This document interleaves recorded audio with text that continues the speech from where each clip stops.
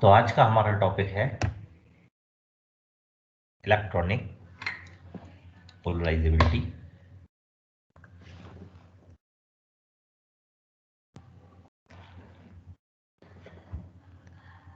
देखिए, electronic polarisation में हमने पढ़ा था कि अगर हमारा नॉन पोलर डाइलेक्ट्रिक है तो जब हम उस पर कोई फील्ड अप्लाई नहीं करते तो उसकी जो सीजीज हैं, पॉजिटिव एंड नेगेटिव रीजन की जो सीजीज हैं, वो एक दूसरे से कॉन्साइड करती हैं।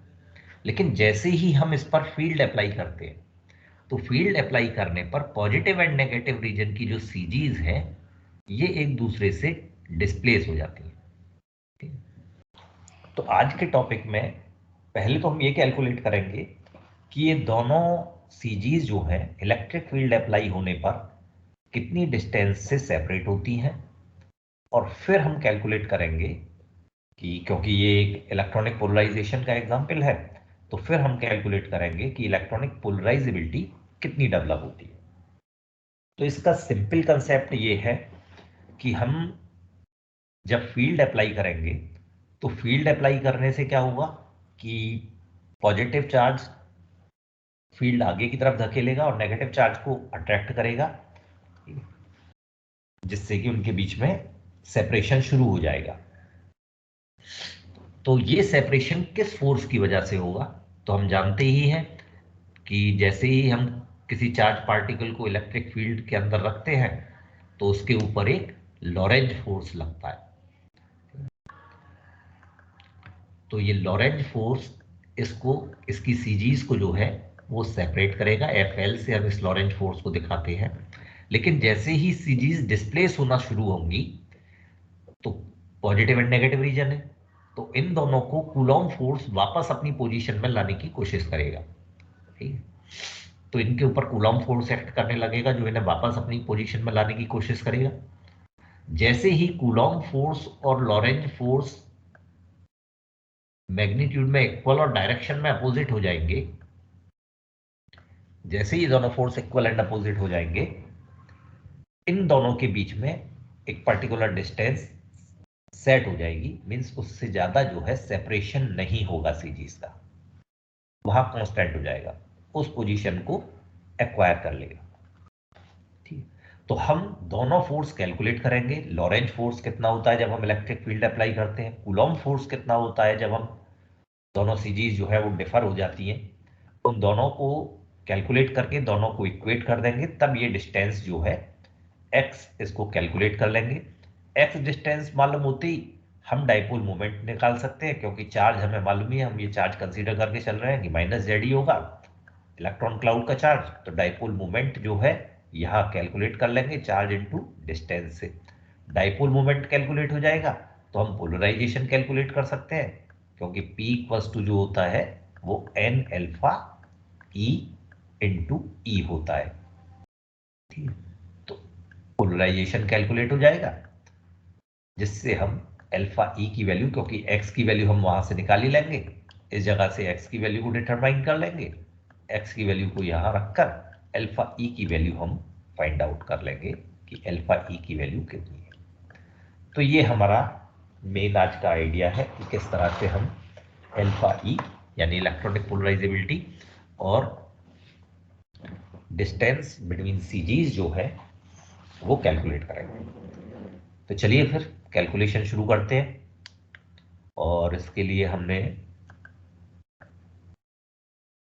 ये कंसीडर किया कि ये जो हमारा एटम है इसके न्यूक्लियस पर प्लस जेडी चार्ज है, और मीन्स इस न्यूक्लियस के चारों ओर जो इलेक्ट्रॉन क्लाउड है, ये इसके चारों ओर इलेक्ट्रॉन क्लाउड है। तो इस इलेक्ट्रॉन क्लाउड का जो चार्ज है वो माइनस जेडी है। तो हम, क्योंकि ये जो है एटम का साइज स्फेरिकल होता है, तो हम इसका, क्योंकि माइनस जेडी चार्ज है, तो हम यहां पर इस एटम का वॉल्यूम चार्ज डेंसिटी जो है वो कैलकुलेट कर सकते हैं। तो वॉल्यूम चार्ज डेंसिटी को हम रो से अगर डिनोट कर रहे हैं, then rho will be equals to, charge हो गया माइनस जेडी अपॉन, और हमारा है ये स्फीयर, और वॉल्यूम यूज करना है तो स्फीयर का वॉल्यूम कितना होता है 4/3 पाई। इसका रेडियस कितना लिया है हमने एटम का, यहां देखो फिगर में हमने दिखाया हुआ है, इसका रेडियस आर लिया हुआ है, तो पाई आर क्यूब। ठीक है, इतना जो है वॉल्यूम चार्ज डेंसिटी होगा। इसको अगर हम सिंप्लीफाई करें then it will be equals to -3/4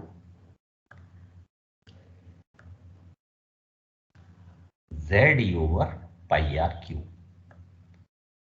इतनी वॉल्यूम चार्ज डेंसिटी होगी ZE/πr3।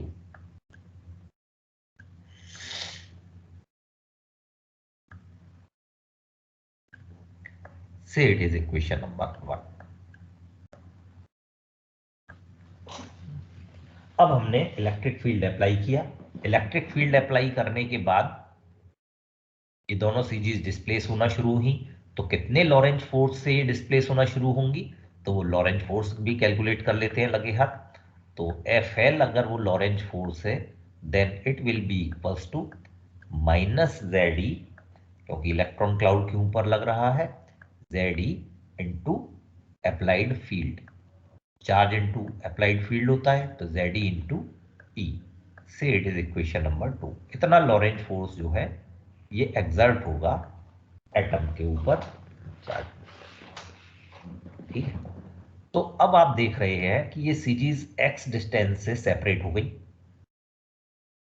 तो अगर हम देखें, क्योंकि अब हमें कूलॉम फोर्स कैलकुलेट करना है, ठीक है, लॉरेंज फोर्स मालूम पड़ गया, कूलॉम फोर्स इसको वापस अपनी जगह पर लाने की कोशिश करेगा, यानी इस लॉरेंज फोर्स का अपोज करेगा। तो कितना लॉरेंज वो कूलॉम फोर्स यहां डेवलप होगा उसको कैलकुलेट करना है। तो इसका चार्ज तो प्लस जेड है ही न्यूक्लियस का।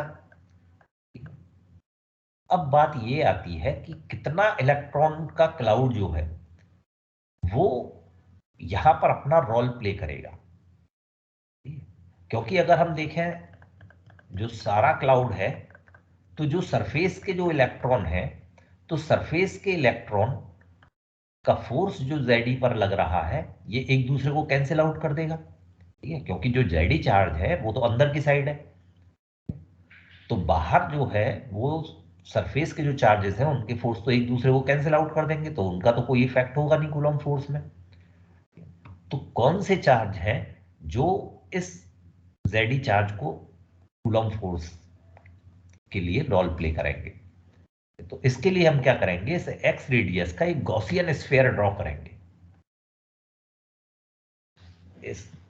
इसका एक गॉसियन स्फीयर ड्रॉ करेंगे और उस गॉसियन स्फीयर के अंदर जितना चार्ज होगा उतना चार्ज कूलॉम फोर्स में अपना रोल प्ले करेगा। ठीक है, तो अगर हम देखें तो चार्ज एनक्लोज्ड जो है,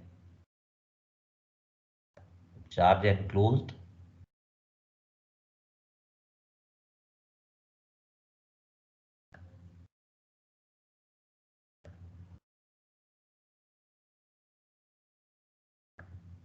in a sphere of radius x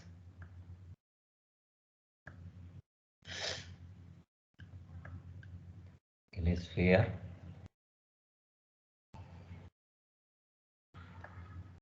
of radius x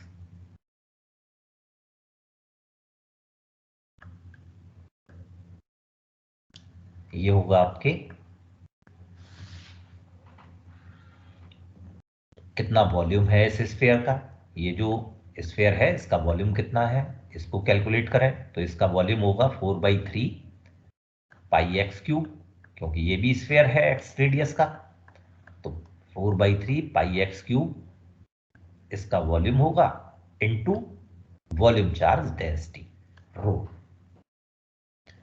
और इसकी रो की अगर हम वैल्यू रख दें इक्वेशन नंबर 1 से, तो ये हो जाएगा 4/3 पाई एक्स क्यूब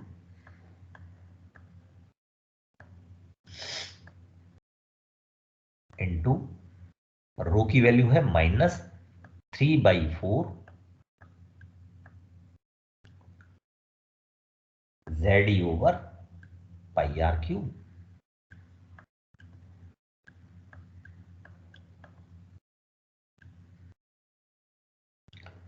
तो यहां से अगर हम चार्ज एनक्लोज्ड कैलकुलेट करें then it will comes out minus ZE(x cube, क्योंकि 4/3 पाई जो है ये कैंसिल हो जाएंगे, तो minus ZE(x cube upon r cube. इतना चार्ज जो है वो इस x रेडियस के स्फीयर में एनक्लोज्ड होगा और जो अपना रोल प्ले करेगा कूलॉम फोर्स में। तो अब हमें मालूम पड़ गया कितना चार्ज कूलॉम फोर्स में रोल प्ले कर रहा है, तो हम कूलॉम फोर्स कैलकुलेट कर सकते हैं। Therefore Coulomb force Fc will be equals to, तो कूलॉम फोर्स क्या होता है 1/4πε0 Q1 Q2 upon r square. बिल्कुल सही। तो 4πε0 Q1 हो गया हमारा प्लस ZE और Q2 हो गया हमारा चार्ज एनक्लोज्ड, यानी into minus ZE x cube over r cube. ये हमारा Q2 हो गया charge enclosed within the sphere of radius x upon r square. R कितना है, ये जो जितनी डिस्टेंस है दोनों के बीच में x, यानी एक्स स्क्वायर। तो यहां से अगर आप एफसी की वैल्यू निकालेंगे then it will comes out F C equals to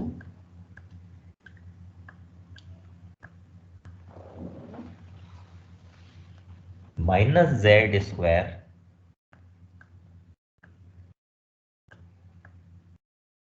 E square x upon 4 pi epsilon naught are cube. इतना कूलॉम फोर्स होगा जो लॉरेंट फोर्स का अपोज करेगा।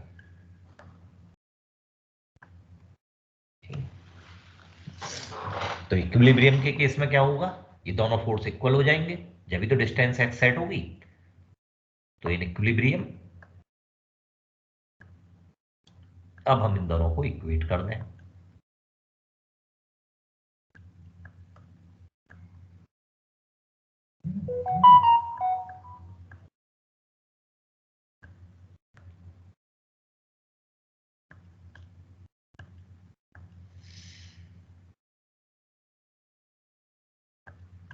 F L equals to F सी।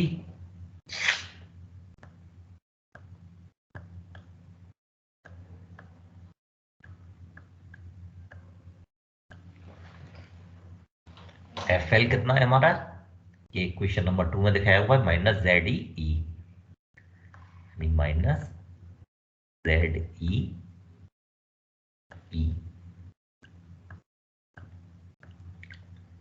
और एफ सी कितना है हमारा minus Z square E square x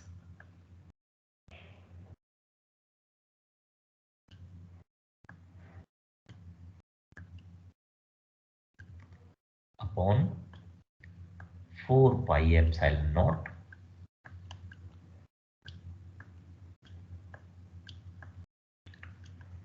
are cube. तो माइनस से माइनस साइन कैंसिल हो जाएगा, जेड ई से जेड ई की पावर है तो वहां एक जेड ई कैंसिल हो जाएगा। तो यहां से हम x की वैल्यू निकाल सकते हैं, then x will be equals two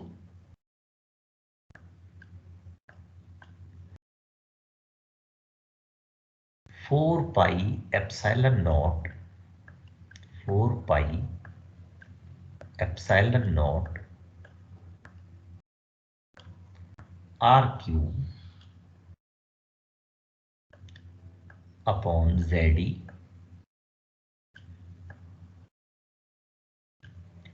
into E।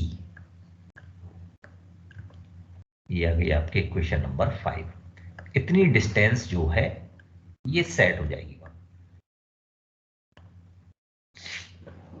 Electric field apply करने में। तो डाइपोल मोमेंट कितना इंड्यूस होगा?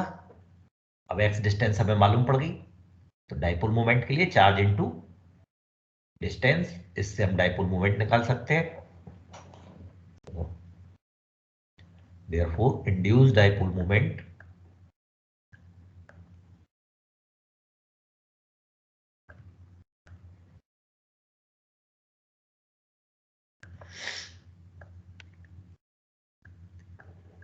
डाइपोल मोमेंट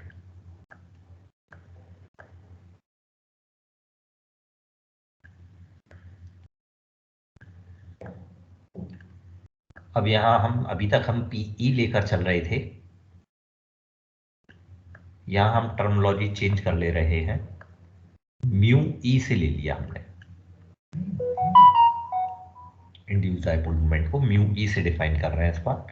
तो ये होगा हमारा जेड ई इंटू एक्स।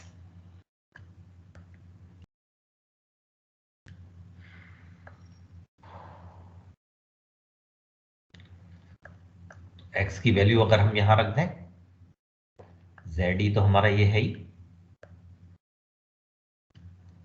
और एक्स की वैल्यू है 4 pi epsilon not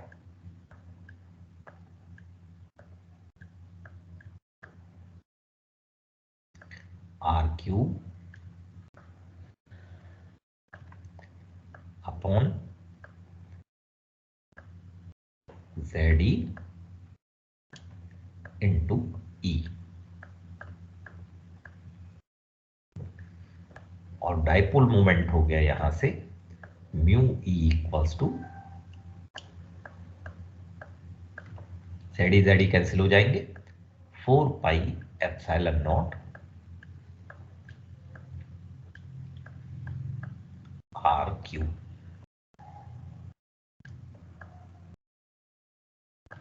into E. ये हमारा डाइपोल मोमेंट हो गया।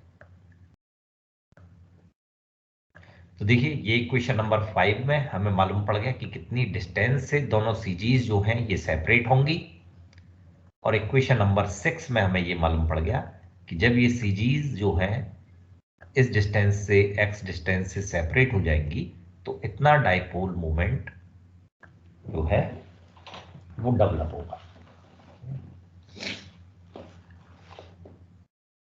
पर डाइपोल मोमेंट को हम जानते हैं,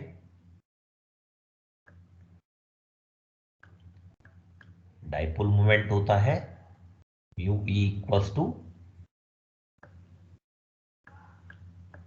अल्फा ई इंटू ई।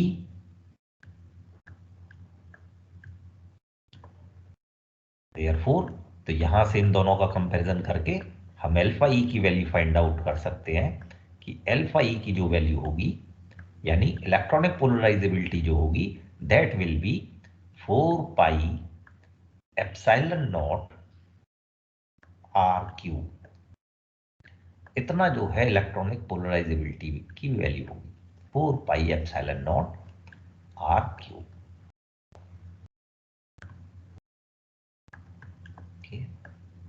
Equation number 7।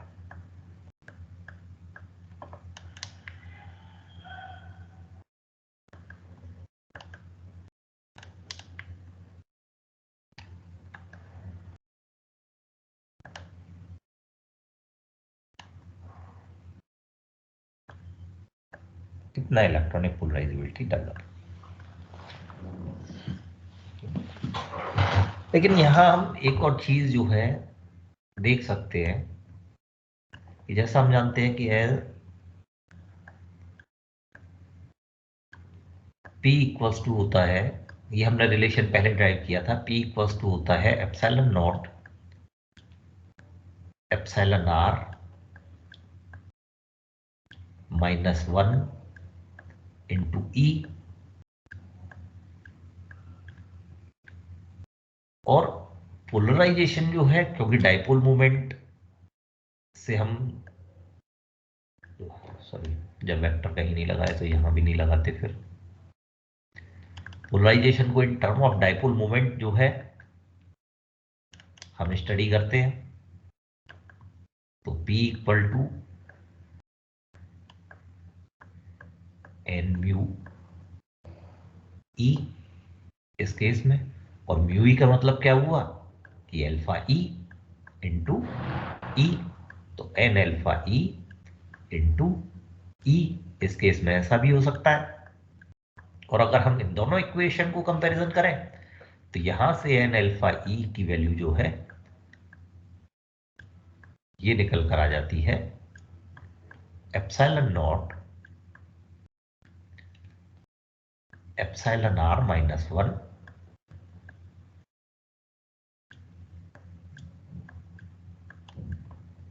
और यहां से हम अल्फा ई को नंबर ऑफ मॉलिक्यूल के टर्म में भी एक्सप्रेस कर सकते हैं, epsilon naught epsilon are -1 upon N. तो ये भी एक रिलेशन है जिससे कि अल्फा ई को हम डिफाइन कर सकते हैं या कैलकुलेट कर सकते हैं। लेकिन अगर हम दोनों रिलेशन को देखें इक्वेशन नंबर 7 और 8 में जो है, तो ये दोनों ही रिलेशन ये बात डिनोट करते हैं कि इलेक्ट्रॉनिक पोलराइजेबिलिटी किसी और फैक्टर के ऊपर डिपेंड नहीं करती, सिर्फ मटेरियल की कैरेक्टरिस्टिक्स के ऊपर डिपेंड करती है। आप देखें इक्वेशन नंबर 7 में आर आ रहा है, आर जो है ये एटॉमिक रेडियस है, देखिए यहां दिखाया हुआ है, यानी एटम की रेडियस, जिस एटम रेडियस एटम की कांस्टेंट होती है, तो वो इलेक्ट्रॉनिक पोलराइजेबिलिटी इक्वेशन नंबर 7 से सिर्फ एटम की कैरेक्टरिस्टिक्स यानी रेडियस ऑफ आर के, रेडियस जो है एटम की उसी के ऊपर डिपेंड करती है और किसी फैक्टर के ऊपर डिपेंड नहीं करती। वही इक्वेशन नंबर 8 को अगर देखें तो वहां डाइलेक्ट्रिक कांस्टेंट है और नंबर ऑफ एटम्स है पर यूनिट वॉल्यूम। तो इक्वेशन नंबर 8 में भी अगर आप देखें तो डाइलेक्ट्रिक कांस्टेंट ये भी मटेरियल की कैरेक्टरिस्टिक होती है, ठीक है। तो अल्फा ई जो है वो एक कांस्टेंट क्वांटिटी होती है जो सिर्फ मटेरियल की कैरेक्टरिस्टिक्स के ऊपर डिपेंड करती है। तो इस तरह से हम इलेक्ट्रॉनिक पोलराइजेबिलिटी कैलकुलेट कर लेते हैं।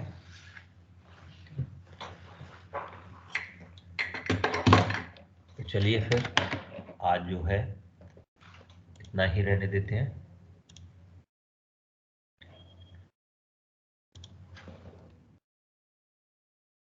इससे आगे नेक्स्ट लेक्चर में डिस्कस करेंगे।